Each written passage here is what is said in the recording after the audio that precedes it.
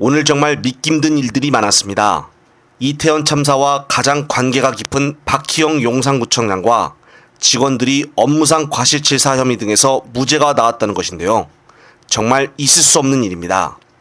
판사의 판결이 도저히 납득이 가지 않는데요. 검찰 역시 황당한 것은 바로 항소를 하겠다고 밝힌 것이 아닌 검토하겠다고 입장을 밝힌 것인데, 이것을 들은 유가족들은 판결에 이어 또 한 번 고통을 받았고 빨리 항소하라고 지금 검찰에 촉구하고 있다고 합니다. 정말 윤석열 정권 들어 아무도 참사에 대해 책임을 지려고 하는 사람들이 없는 있을 수 없는 일들이 계속 일어나고 있습니다.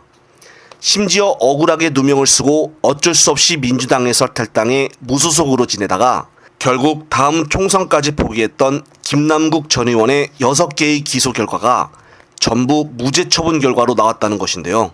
김남국은 뇌물수수와 자본시장과 금융투자업에 관한 법률 위반, 조세범 처벌법 위반, 그리고 정치자금법 위반과 공직자윤리법 위반, 그리고 공직자의 이해충돌방지법 위반 등까지 전부 무혐의가 나왔습니다.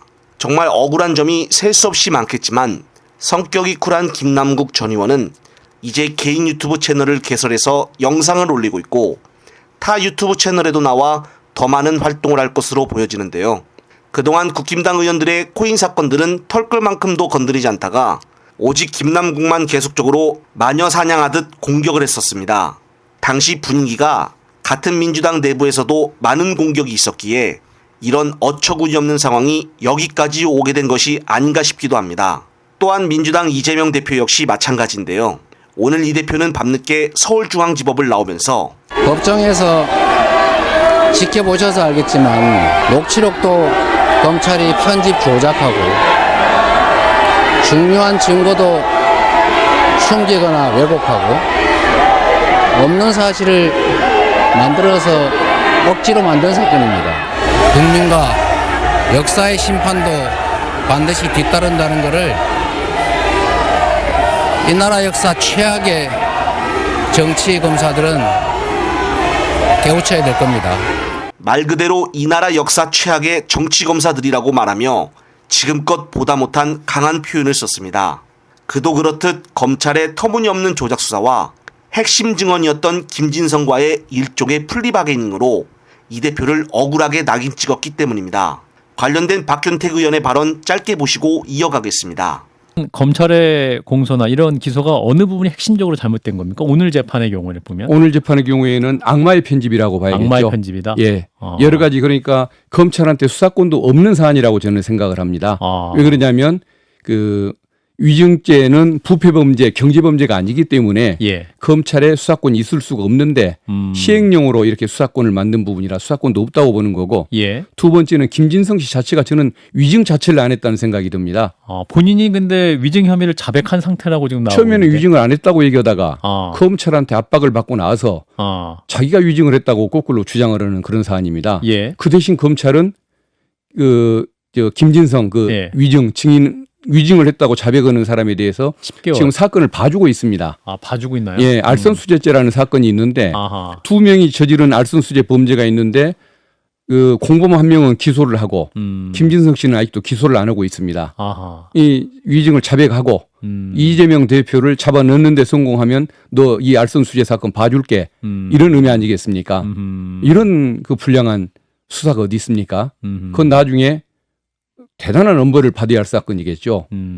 회유와 협박과 직무유기 뭐 중에 하나가 있을 텐데 예. 그것은 용서될 수가 없는 수사 방식입니다.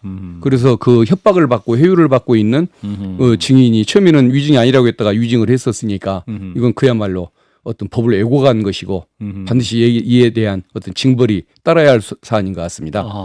박 의원 말 그대로 김진성의 알선수재죄는 처리도 하지 않고 있는데요. 일종의 대북송금 사건의 쌍방울 회장 김성태의 주가 조작 사건 봐주기와 마찬가지입니다. 반드시 다음 달 1심 판결에서 법원이 이 대표의 억울함을 제대로 판결해 줄 것이라고 기대해 봅니다. 한편 내일은 김대남 전 행정관의 취업 청탁에 관해서 폭탄 선언을 한 뉴스타파 봉지욱 기자가 오늘 과방위 청문회에 출석하여 현 참석자들을 뒤흔든 놀라운 발언을 했습니다. 관련된 영상 보시고 이번 편 마무리하겠습니다. 저희가 뉴스타파 뭐 한겨레 비롯한 저희 언론자가 공동 취재단이 계속 취재를 하고 있는데요. 대통령실이 그 MBC 등 비판 언론 단체를 고발 사주한 사실에 이제 김웅수 세민연 사무총장이 연관되어 있고, 그리고 또 그 방심위 유일임위원장을 비롯한 뭐 청부민원 사건에도 김웅수 세민연 사무총장이 연관돼 있습니다. 그래서 저희는 이 두 사건에 상당한 연관성이 있다고 보고요. 본인은 지금 아무 관련이 없다고 하시는데 저희는 그렇게 생각하지는 않습니다. 아마 저희가 이제 오늘 다 말씀을 못 드리겠습니다. 저희 모레 뉴스타파에서 보도할 예정입니다. 이제 그 41개 서울의 소리 이명수 기자가 그 41개 음성 파일을 갖고 있고, 저희도 이제 진작에 제공받아서 제가 쭉 내용을 봤는데요. 대통령실 소속 그 비서관 직무 대리가 총선에까지 나간 분이 단 한 번도 윤석열 대통령 얘기를 하지 않습니다. 계속 김건희 여사한테 잘 보여야 돼. 이원모 전 비서관 때 전략공천되는 바람에 내가 후보에 밀려났지만 여사한테 잘 보여야 돼. 나 여사한테 찍히면 어떡하냐. 공기업도 못 가는데. 그렇게 얘기하고 결국에는 실제로 그 얘기를 하고 공기업 관련 취업 얘기를 계속하다가 실제로 지난 8월 3일에 서울보증보험 상임감사로 갔잖아요. 그때도 그 전에도 이미 계속 여사님 타령을 하고 있거든요. 실질적으로 이제 저는 대통령실의 민낯을 보여준 거다, 이렇게 보고 있습니다. 네.